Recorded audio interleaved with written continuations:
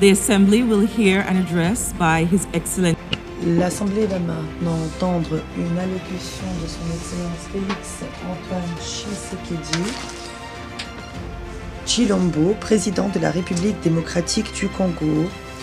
Je prie le protocole de bien vouloir accompagner Son Excellence à la tribune et l'invite à prendre la parole.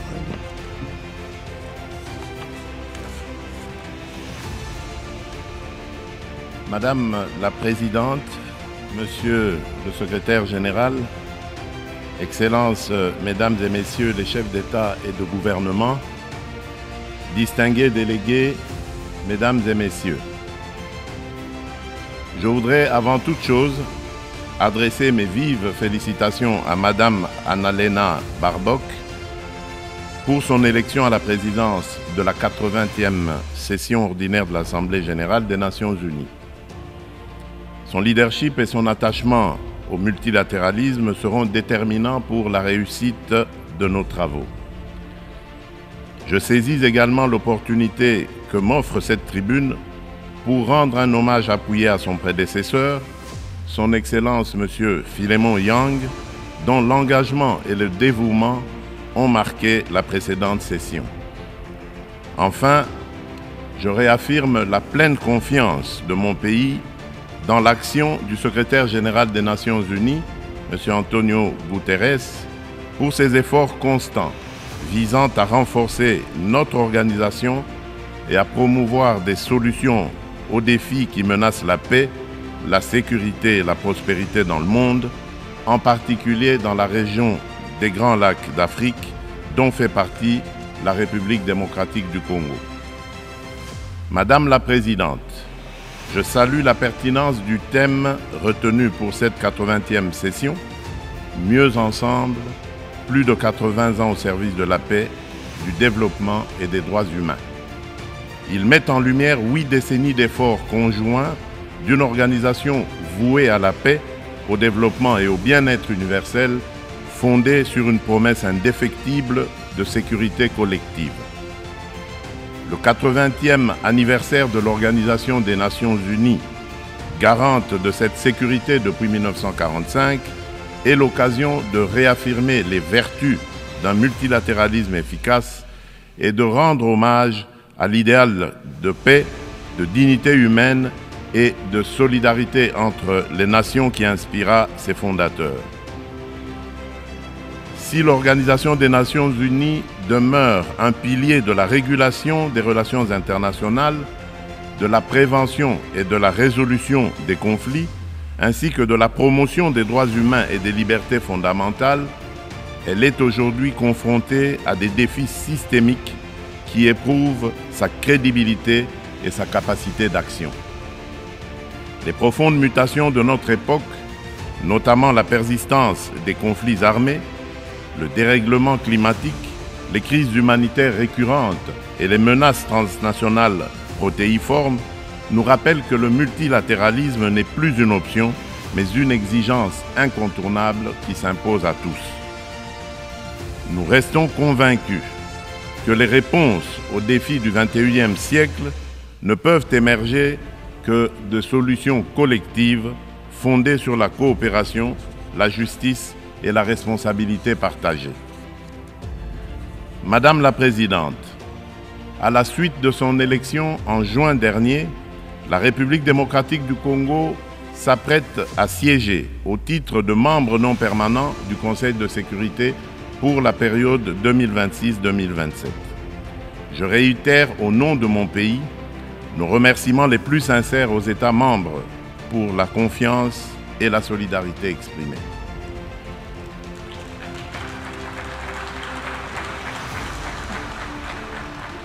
Notre participation sera résolument constructive et holistique. Elle s'articulera autour de 2 priorités indissociables, paix et sécurité d'une part, et prévention et résolution des conflits d'autre part. Nous entendons également contribuer activement à l'élaboration et à la mise en œuvre du nouvel agenda pour la paix afin d'apporter, à la lumière de notre potentiel et de notre expérience, une impulsion à la réforme des opérations de maintien et de consolidation de la paix, ainsi qu'à l'adaptation du système de sécurité collective des Nations Unies. S'agissant de la réforme du Conseil de sécurité, mon pays réaffirme la position commune africaine telle qu'énoncée dans le consensus des Zuluini et la déclaration de Sirte. C'est-à-dire, l'Afrique doit bénéficier de 2 sièges supplémentaires dans la catégorie des membres non permanents et de 2 sièges dans celle des membres permanents, avec les mêmes droits, y compris le droit de veto, les mêmes privilèges et les mêmes obligations que les membres permanents actuels.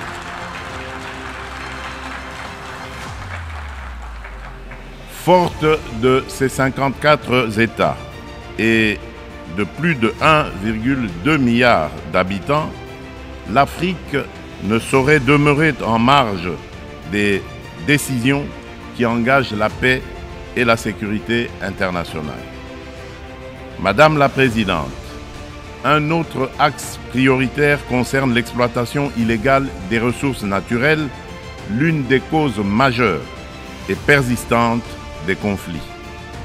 La République démocratique du Congo entend placer au cœur du débat la gouvernance exemplaire de ces minerais stratégiques afin d'en garantir l'exploitation dans le respect des principes de développement durable, de la souveraineté économique et du bien-être des populations. À l'échelle mondiale, rompre le lien toxique entre rente minière et financement de groupes armés non étatiques exige une approche intégrée fondée sur l'harmonisation des règles de diligence raisonnable et de traçabilité, de la mine au consommateur, la transparence intégrale des chaînes d'approvisionnement et des bénéficiaires effectifs, des mécanismes de contrôle et d'audit indépendants, une coopération opérationnelle renforcée entre autorités douanières, judiciaires et financières, des sanctions ciblées et effectives contre les trafiquants et leurs réseaux de facilitation et une lutte résolue contre la corruption adossée à des normes de bonne gouvernance, à la publicité des contrats et à la traçabilité des paiements. Bien entendu, les dimensions des droits humains et de justice transitionnelle ainsi que les agendas femmes, paix et sécurité et jeunesse, paix et sécurité demeurent indissociables de cette action. Leur prise en compte effective est la condition d'une paix juste, durable et inclusive. Madame la Présidente, à la veille de la mise en place de la commission d'enquête indépendante décidée par le Conseil des droits de l'homme des Nations Unies sur les massacres perpétrés il y a quelques mois par nos agresseurs et leurs supplétifs dans l'est de mon pays, je lance un appel solennel à la communauté internationale. Elle a le devoir moral et politique de soutenir cette démarche essentielle afin d'établir la vérité, rendre justice aux victimes et jeter les assises d'une paix durable ancrée dans la mémoire et la responsabilité partagée. Madame la Présidente, alors que la planète se réchauffe et que les marginalisations s'aiguisent, ainsi et que les conflits se multiplient, le diagnostic qui avait inspiré en juillet 2023 la vision du nouvel agenda pour la paix du secrétaire général demeure pleinement d'actualité. Le monde est désormais confronté à des crises multiformes et profondes. Les fondamentaux de la prévention se sont affaiblis et le droit international, jadis puissamment rappelé par la Charte des Nations Unies, qui enjoint les États à s'abstenir de recourir à la menace ou à la force, est trop souvent bafoué. Notre système de sécurité collective en est ébranlé. Il ne saurait survivre à un sursaut de solidarité d'intérêt et de respect des règles. Dans ce contexte, la rhétorique guerrière regagne du terrain et l'on assiste impuissant au retour des vieux démons, agressions armées, guerre de prédation des ressources et de conquête d'espaces vitaux qui n'épargnent aucun continent. Tandis que la guerre entre Israël et le Hamas ravage la bande de Gaza, avec le risque d'une extension régionale, et que se poursuit le conflit russo-ukrainien, d'autres foyers s'embrasent au Yémen, en Birmanie et en Syrie. Le conflit armé qui perdure dans mon pays en est une illustration tragique. Depuis 3 décennies, la paix et la sécurité sont brisées à l'est de la République démocratique du Congo. Cette guerre s'est muée en une entreprise prédatrice. Elle dépasse depuis longtemps les seules dimensions militaires ou géopolitiques. Elle vise à piller nos ressources, effacer notre mémoire collective et détruire nos communautés. Les conséquences sont désastreuses. Des millions de morts, des familles décimées, près de 7 millions de déplacés internes, femmes et enfants pris pour cible, des villages rayés de la carte, des générations sacrifiées. Dans plusieurs régions de l'Est, tous les marqueurs d'un projet d'extermination sont réunis. Les Nations Unies elles-mêmes, à travers le rapport Mapping, ont documenté l'ampleur des atrocités. Ce n'est pas seulement un conflit, c'est un génocide silencieux qui frappe le peuple congolais depuis plus de 30 ans.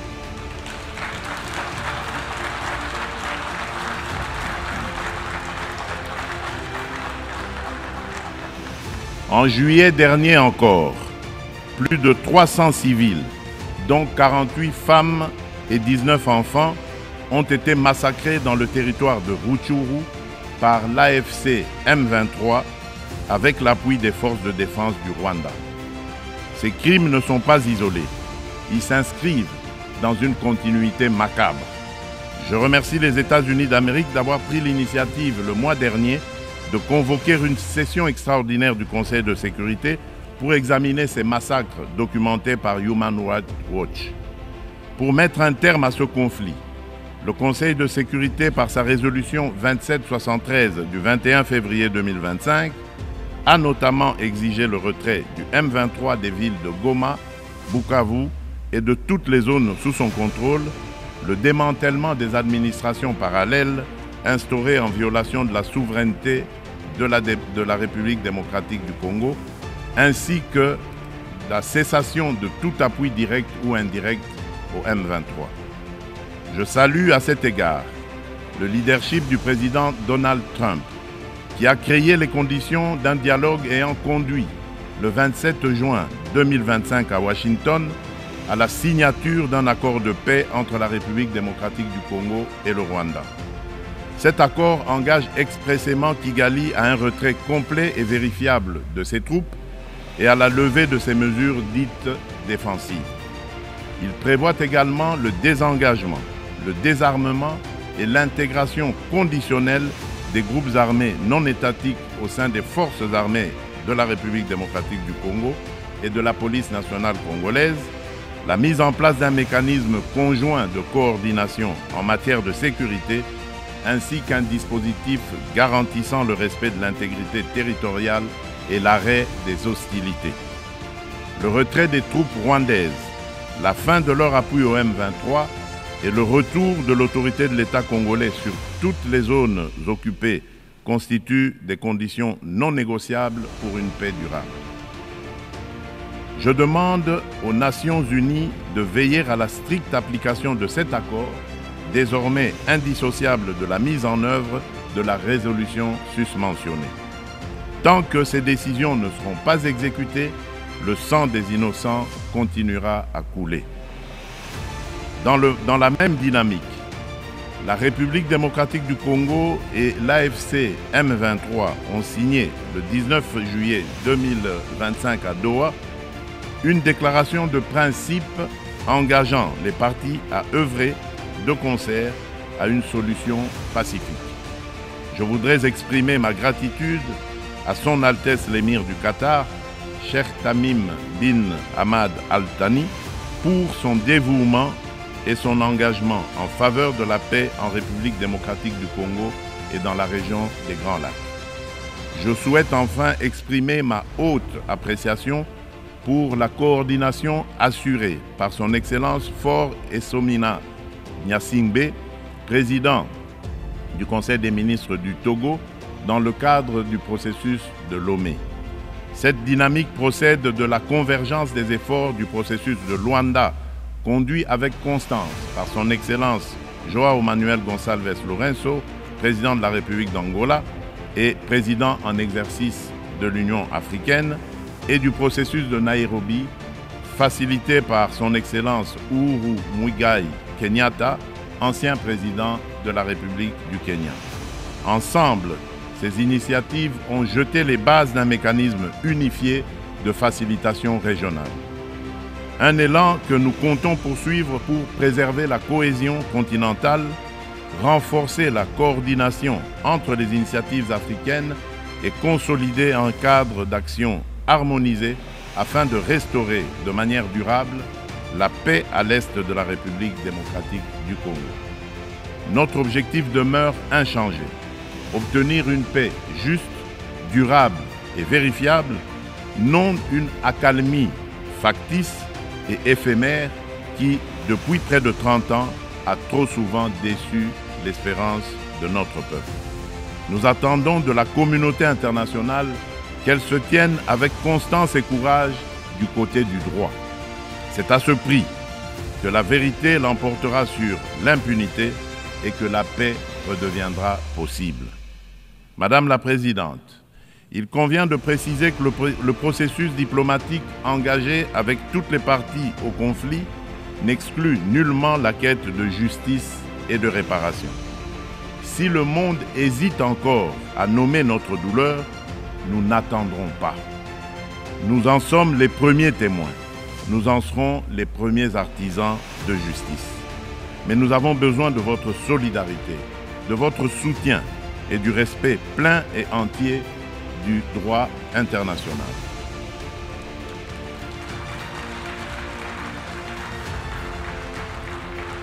La République démocratique du Congo ne sollicite ni charité ni commisération.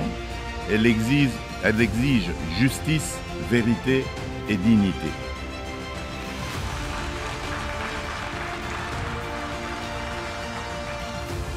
Notre pays a tendu la main.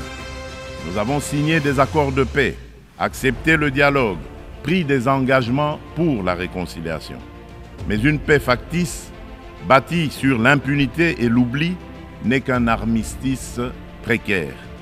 L'histoire ne jugera pas nos discours, mais notre capacité à reconnaître les crimes de masse, y compris les génocides, et à mettre fin à l'impunité.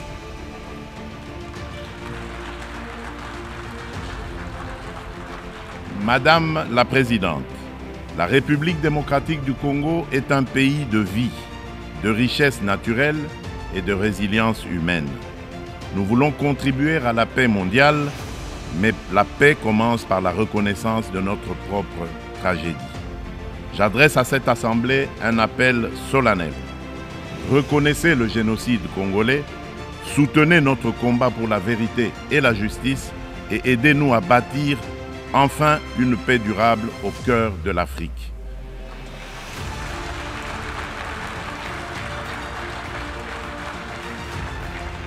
Nous demandons que les Nations Unies instaurent un régime de sanctions ciblées contre les auteurs des crimes économiques, mais aussi des crimes de guerre, crimes contre l'humanité et crimes de génocide commis à l'est de mon pays, et qu'elles soutiennent toutes les actions visant à tarir les circuits illicites d'approvisionnement en minerais qui financent depuis des décennies la guerre et la tragédie humaine.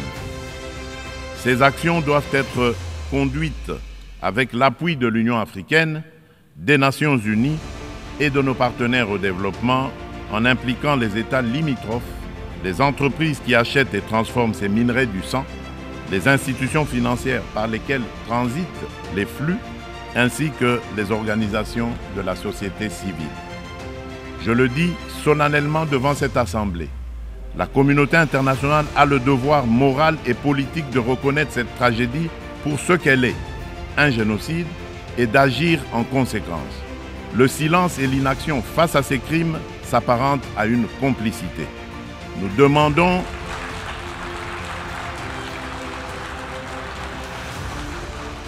nous demandons la mise en place immédiate d'une commission d'enquête internationale indépendante et dotée de moyens pour établir la vérité, rendre justice aux victimes et rompre le cycle de l'impunité qui nourrit ce drame depuis des décennies.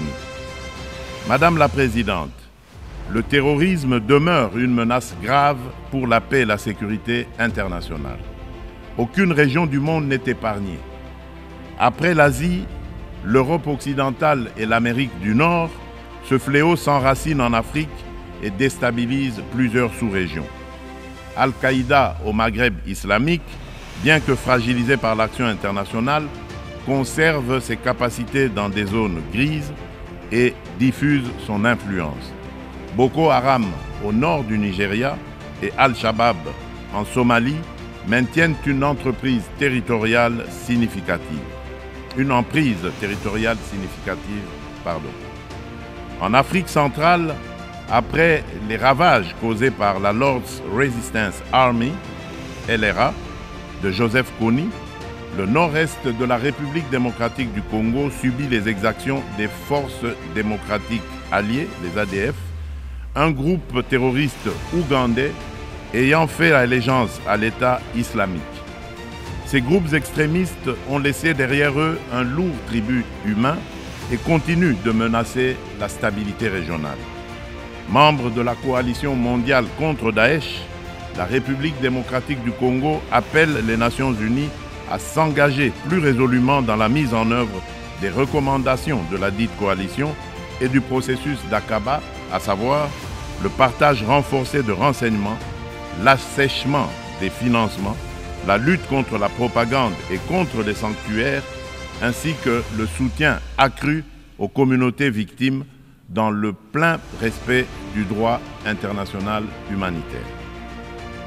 Madame la Présidente, face à l'urgence climatique, l'accord de Paris demeure le cadre juridique essentiel pour la redevabilité des États en matière d'émissions et d'adaptation afin de contenir le réchauffement à 1,5 degré Celsius.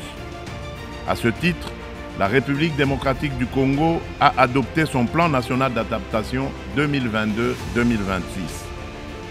Nous nous sommes engagés à arrêter et à inverser la perte de forêt et la dégradation des terres d'ici 2031, tout en promouvant un développement durable et une transformation rurale inclusive. Depuis décembre 2021, un ensemble de mesures soutient la restauration des paysages forestiers, notamment le programme Jardin scolaire pour 1 milliard d'arbres à l'horizon 2030, destiné à renforcer la séquestration du CO2 et la résilience des écosystèmes. Nous saluons l'adoption de la décision 5/CMA.5, établissant de nouveaux mécanismes de financement, y compris le fonds pour pertes et préjudices, afin de compléter les sources existantes et d'apporter des réponses concrètes aux pays les plus exposés. Forte d'un potentiel environnemental unique au monde, la République démocratique du Congo se tient au cœur des solutions. Elle est prête à mobiliser ses atouts naturels au service du climat global, à condition que les engagements financiers soient prévisibles, accessibles et à la hauteur des impératifs écologiques et humains. Madame la Présidente, permettez-moi d'aborder aussi la question des défis énergétiques et de la protection de nos écosystèmes en rappelant que le bassin du Congo abrite la deuxième plus grande forêt tropicale du monde, considérée par de nombreux scientifiques comme le premier puits de carbone terrestre, ainsi qu'un vaste réseau hydrographique dominé par le fleuve Congo, deuxième au monde par son débit. Ces ressources vitales sont gravement menacées par des activités destructrices, déforestation, exploitation illégale, pollution, souvent alimentées par des conflits armés récurrents qui s'apparentent à de véritables crimes contre la nature. C'est pourquoi la République démocratique du Congo soutient l'initiative portée par le Vanuatu, Fidji et Samoa visant à ériger au plan international l'écocide en incrimination autonome pour sanctionner les actes illicites ou arbitraires causant à l'environnement des dommages graves.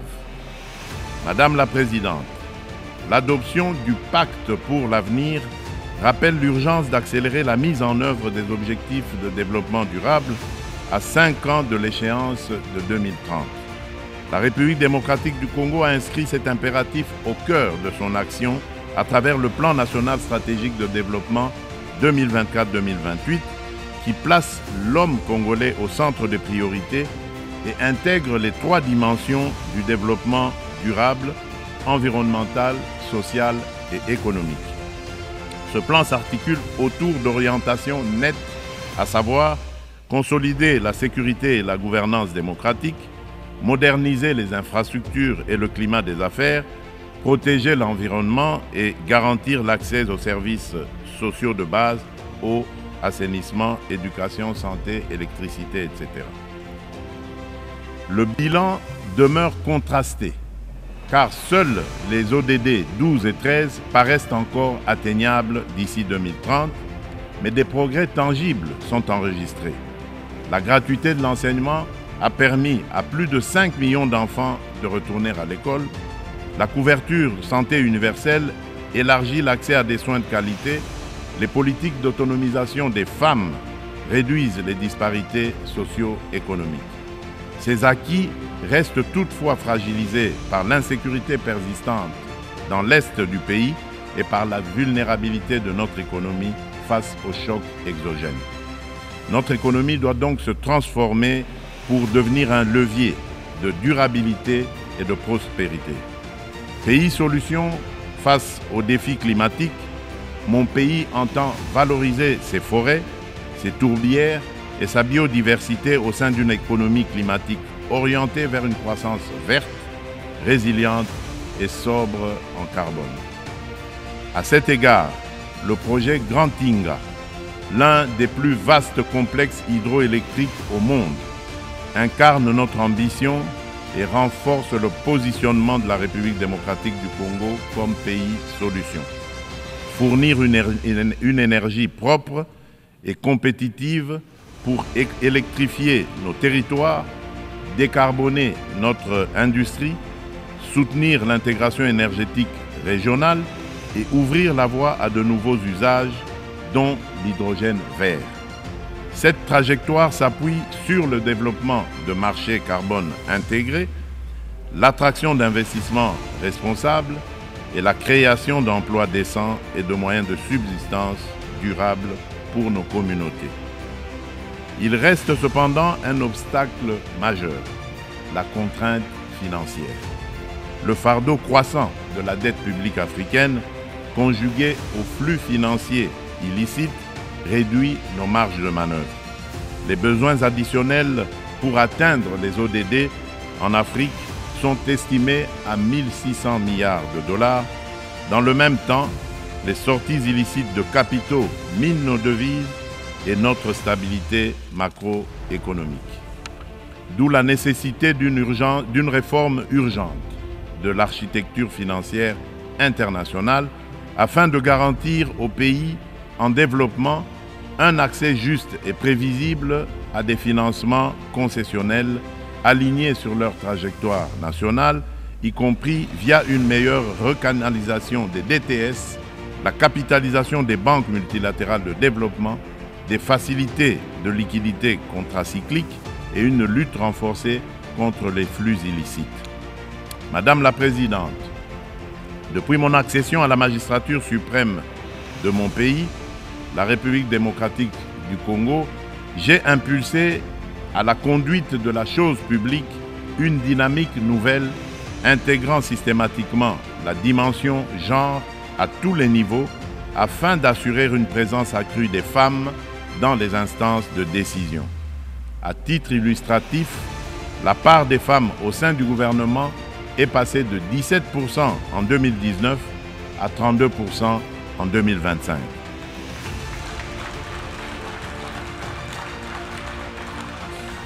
Madame la Présidente, dans une approche stratégique et multisectorielle visant à mobiliser la jeunesse au service du progrès national, mon gouvernement a adopté une politique nationale de la jeunesse. Celle-ci consacre l'engagement de l'État à faire de la participation pleine et entière des jeunes à la vie de la nation une priorité transversale assortie d'objectifs clairs et mesurables. Madame la Présidente, la République démocratique du Congo aspire à la paix, à la justice et au développement. Elle est prête à agir à vos côtés pour une organisation des Nations Unies plus forte, plus inclusive et plus juste. Forte de ses atouts humains, naturels et stratégiques, mon pays entend les mettre au service d'un avenir meilleur pour les générations futures et de notre maison commune, la planète Terre. Que Dieu bénisse l'humanité et nous accorde la grâce d'une paix véritable et durable entre toutes les nations du monde. Je vous remercie. On behalf of the Assembly, I wish to thank Au nom de l'Assemblée, je remercie le président de la République démocratique du Congo,